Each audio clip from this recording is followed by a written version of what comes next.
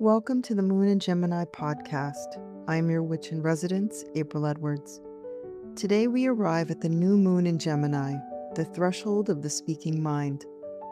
A dark moon in the sign of the twins, a moon of breath, language, questions, contradiction, messages, crossroads, and spells spoken under the tongue. Gemini is often made small. People call it scattered, inconsistent, too much, two-faced, restless, distracted. But Gemini is not shallow. Gemini is the sacred intelligence of multiplicity. It is the part of us that knows one truth is rarely enough. One story is rarely the whole truth. One road is rarely the only road. One name cannot contain the entire spirit of a being. Gemini belongs to the threshold between thought and speech, between perception and interpretation, between the world as it is and the world as we name it. And under this new moon, we are not being asked to speak more loudly. We are being asked to listen more carefully to the language we are living inside. Because every life has a grammar. Every relationship has a grammar. Every wound has a grammar. Every spell, every fear has its own phrase it repeats. I can't. It's too late. I should have known. I always do this. No one listens. This is just how it is. Gemini teaches us that the words we use are not decorative. They are directional. They point the mind. They train the nervous system. They open roads or close them. They summon memory. They cast expectation. This new moon is not asking us to manifest through noise. It is asking us to become more precise, to notice what we keep saying, to notice what we keep rehearsing, to notice which stories have become so familiar that we mistake them for truth. Because new moon in Gemini is a beginning in the realm of perception, not necessarily a dramatic outer beginning, not always a visible change, not immediately. Gemini begins with the smallest hinge. A sentence changes, a question changes, a conversation changes. A pattern of thought loosens its grip.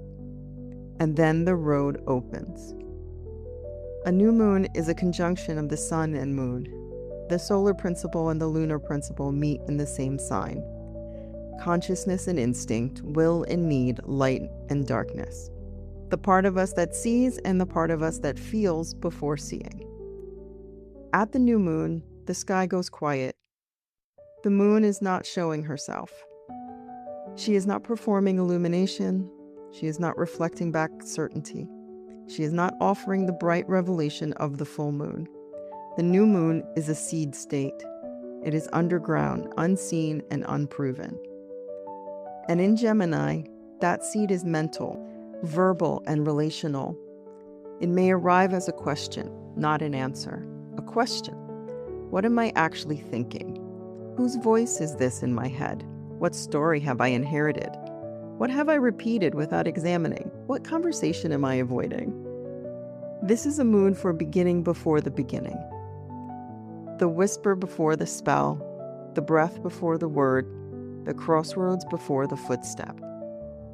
Gemini reminds us that though thought is movement, Mercury's sign does not like stagnation, does not want the mind embalmed in certainty. It wants exchange. It wants contact, curiosity. It wants the door cracked open. But not all movement is freedom. Some movement is avoidance. Some conversation is distraction. Some information is a defense against intimacy. Some cleverness is grief with a mask on. So under this new moon, we are watching the mind without worshiping the mind. We are honoring intelligence without letting it become escape. Gemini is symbolized by the twins. Two figures, two voices, two versions, two possibilities. But the deeper mystery of Gemini is not simply duality. It is relationship. Gemini teaches that the self is not a single fixed object. We are made of inner voices, memories, contradictions, roles, ancestral phrases, childhood adaptations, desires that do not always agree with each other. There is a self who wants safety and the self who wants change. There is the self who knows better and the self who still reaches for the familiar wound. Gemini does not shame this multiplicity. Gemini says, listen to all of them. Not obey all of them, not identify with all of them, and not let every voice drive the carriage, but listen. Because inner conflict is often an altar no one has tended. When two parts of the self are arguing, something is being asked to be integrated. One part may carry fear, another wisdom. One part may carry protection, and another the future. The new moon in Gemini asks, which voice within you is loudest right now? And which one has been waiting quietly for permission to speak? For my witches, Gemini is not merely a sign of communication. Gemini is spellcraft. Words are not casual and magical practice. A spoken charm, a written petition, a name carved into wax. Language changes the field, not because words are empty wishes, but because words focus will. They gather attention. They divine the boundary of the work. They tell the unseen what is being called, released, protected, and witnessed. This is why careless speech matters, not because we need to become afraid of every sentence, but because repeated language becomes a groove. The mind walks it, the body believes it, the spirit begins to recognize it as instruction. Under the new moon in Gemini, there is power in revising the spell, not pretending everything is fine, not coding pain in affirmation, not spiritual bypassing, but choosing language that is truer. Instead of, I am stuck, try, I am in a threshold I have not yet named. Instead of, I always ruin things, try, I am learning where my fear interrupts my devotion. Instead of, nothing ever changes, try, some changes begin below my ability to perceive them. This is Gemini magic. Small words, sharp words, true words, but words that open a road. Every sign has a shadow. Gemini's shadow is not curiosity. Curiosity is holy. Gemini's shadow is fragmentation without integration. The endless open tab, the unfinished conversation, the opinion borrowed from someone else, the nervous system fed by constant input. Gemini's shadow says, if I keep moving, I won't have to feel. If I keep talking, I won't have to listen. If I keep gathering information, I won't have to choose. And if I keep naming every possibility, I won't have to commit to one. This new moon may reveal where your mind has become overfed and undernourished. Too much information, not enough wisdom. Too many voices, not enough discernment. Too much commentary and not enough communion. The medicine is not silence forever. The medicine is right relationship with speech.